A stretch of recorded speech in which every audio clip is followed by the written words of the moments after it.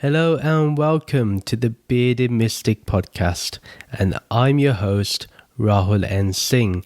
Thank you for taking out the time today to listen or watch this episode of the podcast. So today we're going to be discussing the concept of Sat Chit Ananda, which can be loosely translated as truth, consciousness, bliss, and we'll go into or what these three words mean in more depth. So what is Sat? The truth. We know that Sat means truth. But the truth of what? Is it the truth of our existence? Is it the truth of this microphone? Is it the truth of the physical universe?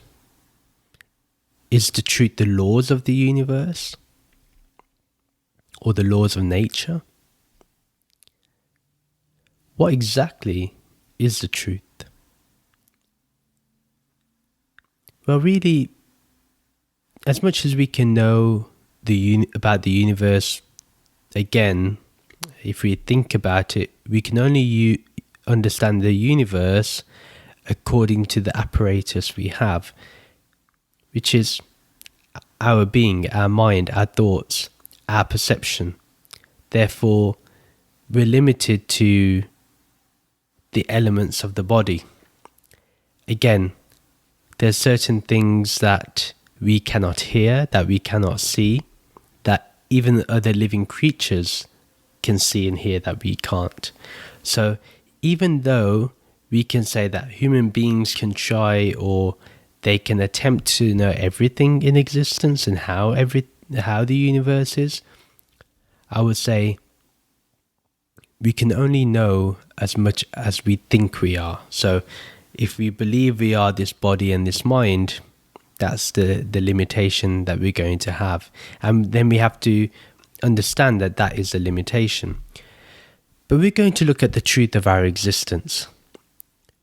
And what is our existence? And in Advaita Vedanta, there is a concept of neti neti. This is from the Upanishads, actually. This very concept, neti neti, means not this, or not this, not that.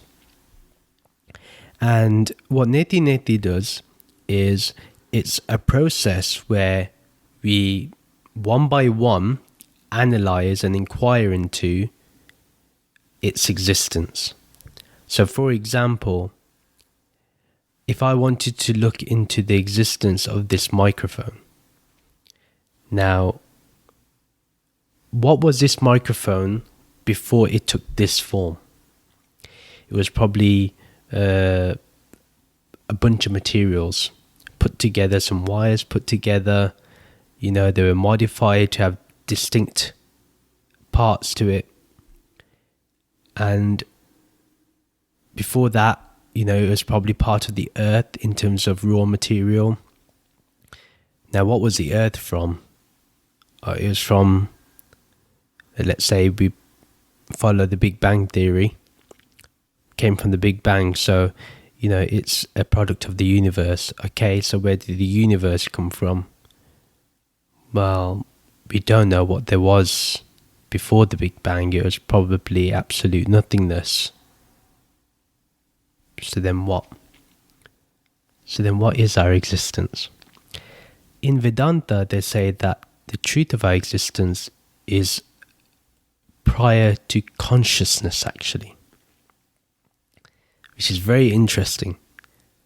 So prior to our consciousness, there was this Brahman. Yeah, we've been discussing Brahman in the last few episodes, so I think it's a word we can keep with.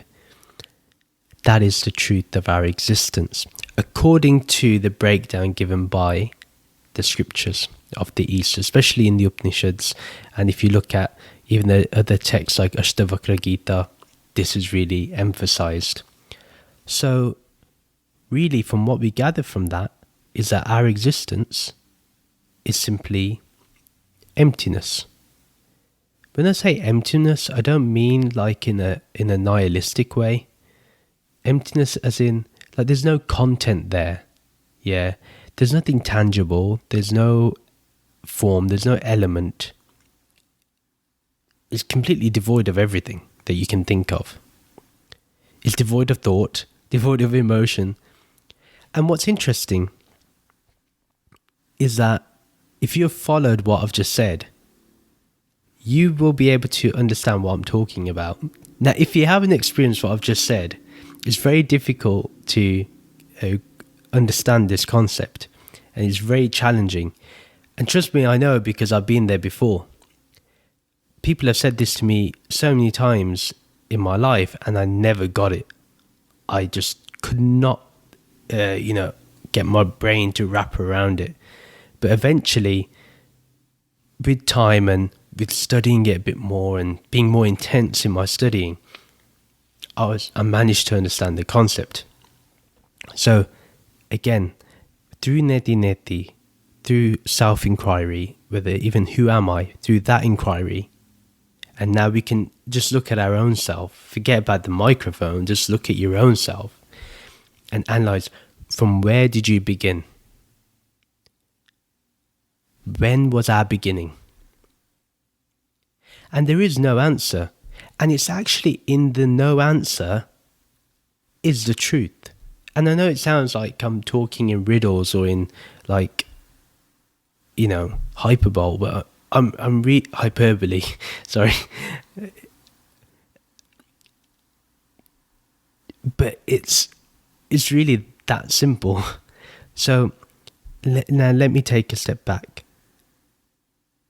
If I feel that, if I look into what this body is made of, well, according to scientific theory, that if you put the human body through a microscope, there's actually a TED talk by Jeff Lieberman on this, and I do suggest that you watch this, and I must put it in the show notes, the link to that video if it's still up on YouTube.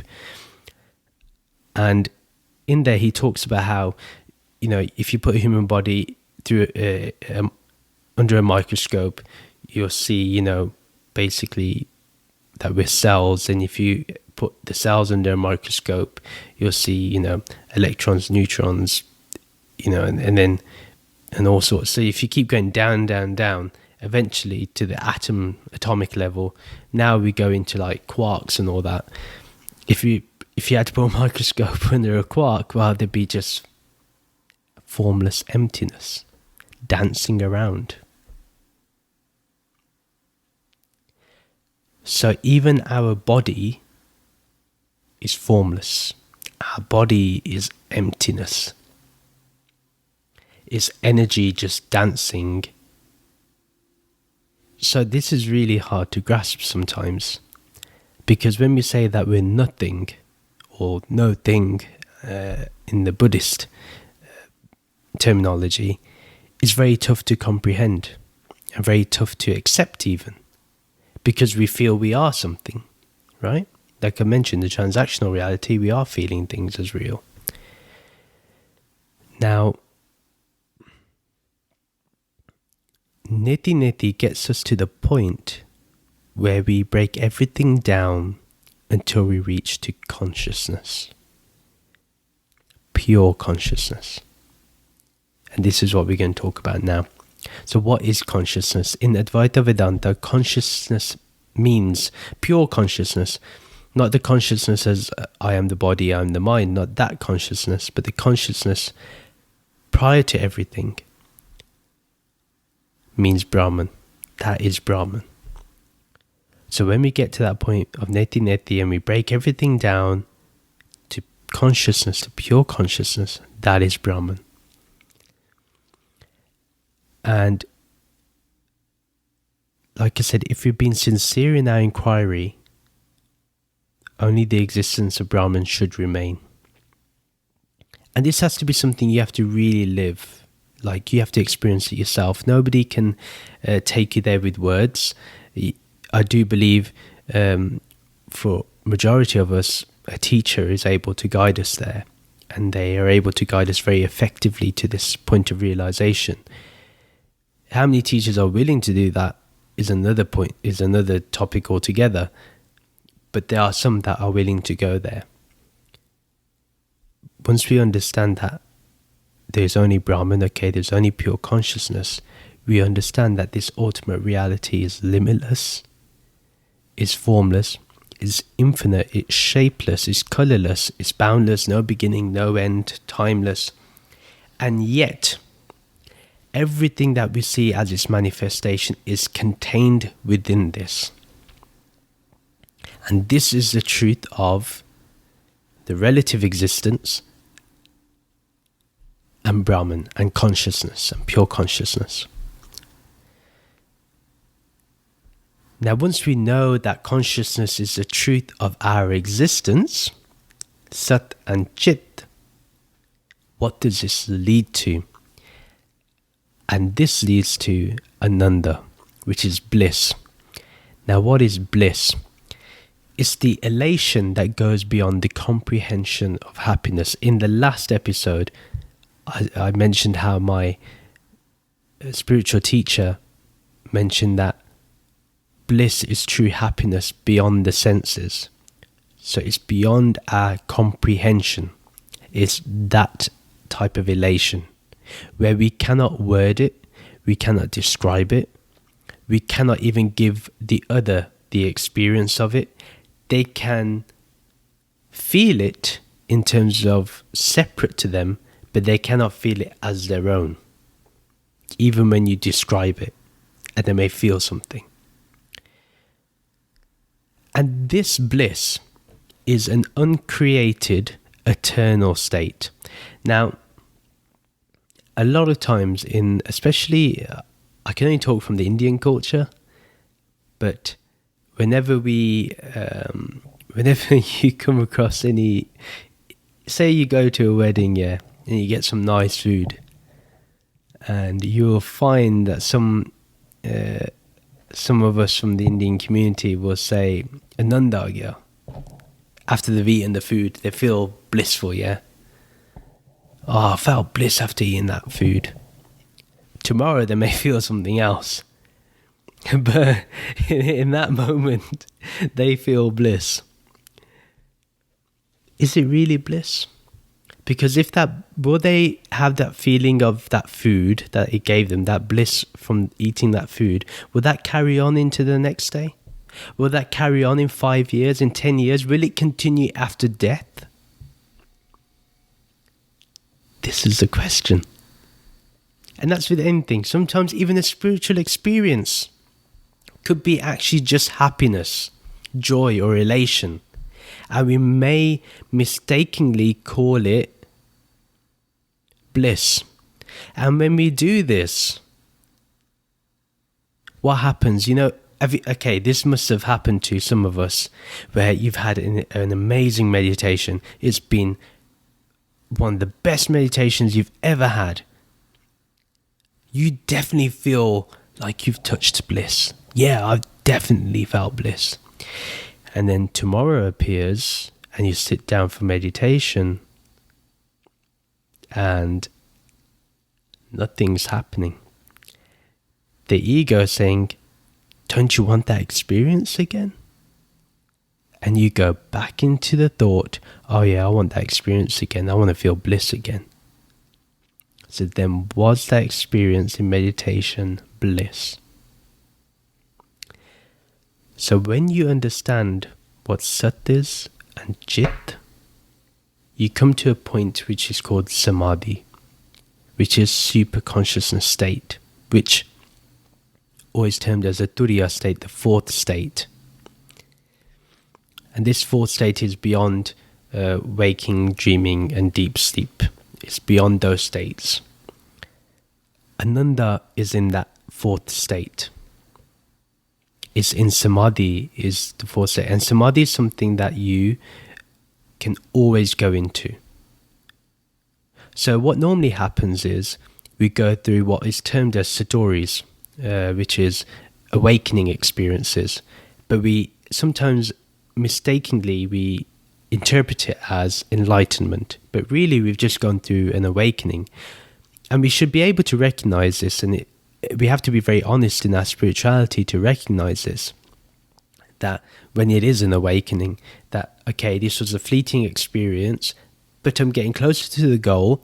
I've got to keep continuing. I've got to still go deeper into my practice. I've got to be more sincere in my practice. What tends to happen is we've had one experience of awakening and we suddenly term it as an enlightenment because we've never experienced such a thing before, right? And it's natural. I mean, I don't actually condemn anyone for feeling that way, to be honest, because it seems to be the only natural response to something that you've experienced for the first time.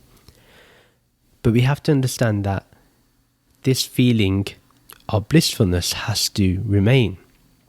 Only then is it samadhi. So samadhi is that direct realization of this uncreated eternal state of bliss. And it's always there. It never disappears. Awakening, it will go. So maybe you touched bliss, but you didn't enter the state. Yeah. It's like you're at the beach. You just allowed the waves to touch your feet, but you didn't go walking into the ocean and go knee deep. Yeah. It's like that. We just allow the wave of bliss to touch us, and then we allow it to recede back. Instead, what we should do is keep going forward. But we stop making the effort. We then become a little insincere and say we've achieved everything.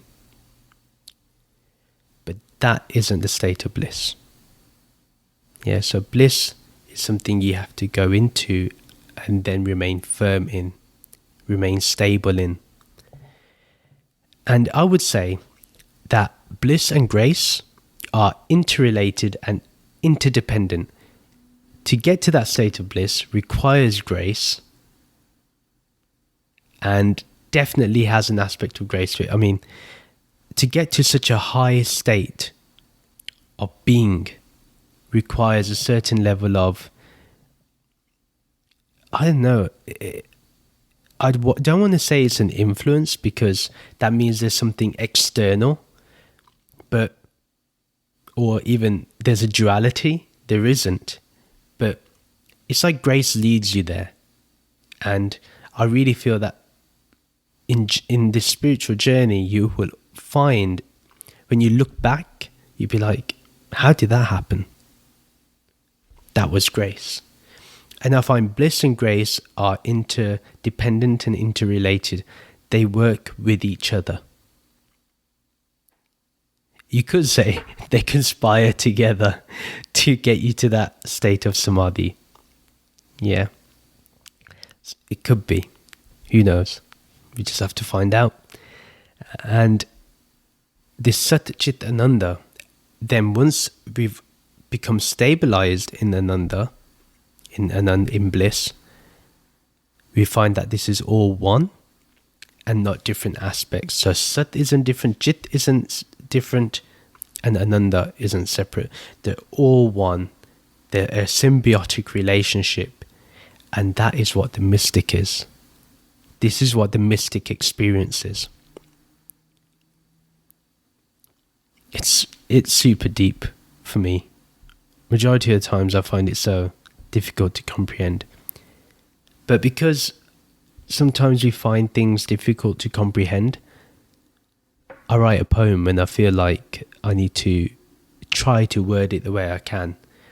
So I've written a poem for this podcast, and I hope you like it. Do tell me if you like these poems, because I then know whether to have these in my podcasts now and then.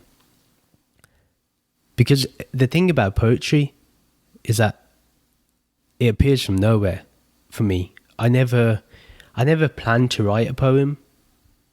It always comes from a place beyond me, and I'm never able to explain it.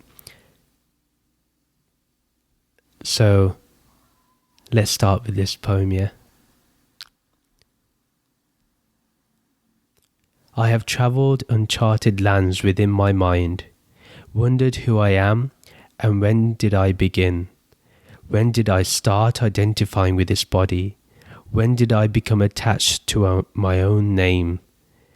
When did the attachment become a problem? When did it start disturbing the peace within?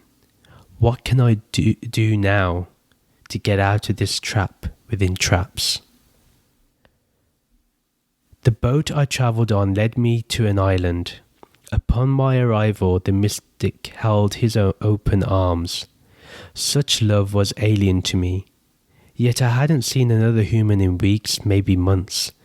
I let my mind go of its preconceived notions and hugged the mystic and felt an embrace like no other before. It took me to a place within my mind, a place I had been to yet was searching for once again. With a smile, this mystic seemed to have taken my worries away. I really couldn't identify myself in his divine presence. He guided me to his dwelling where the busyness of a family resided. Freshened up and fed with delicious food, I sat in front of the fire. The mystic sat opposite me, and the fire in the absolute center. He began to speak, and with just the syllable Om, I was transported to the embrace I experienced on my arrival. Gone was my body, nowhere to be seen or felt. Gone was my mind, my identity, my knowledge, my memories, all vanished as if being burned in a fire of absolute knowledge. It felt like lifetimes of burdens were burning away, and behind the smoke, it was veiled. My true existence was waiting as the air picked up. Slowly but surely, the smoke cleared up, and I stood right in front of what I always was. I encountered it, and yet language failed to express this lack of duality. With consciousness as pure as purity can be, I came across bliss.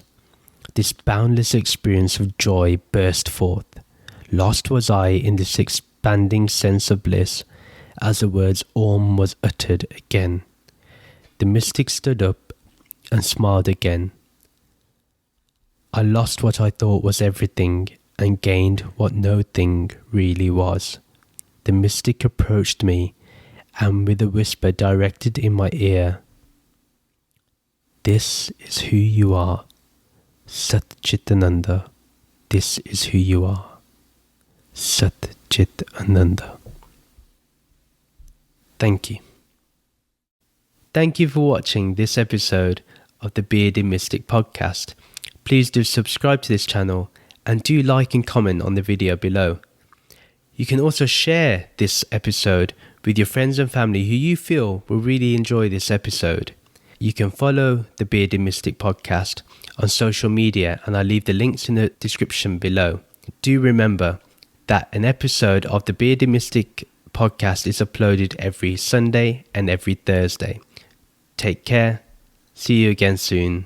Bye.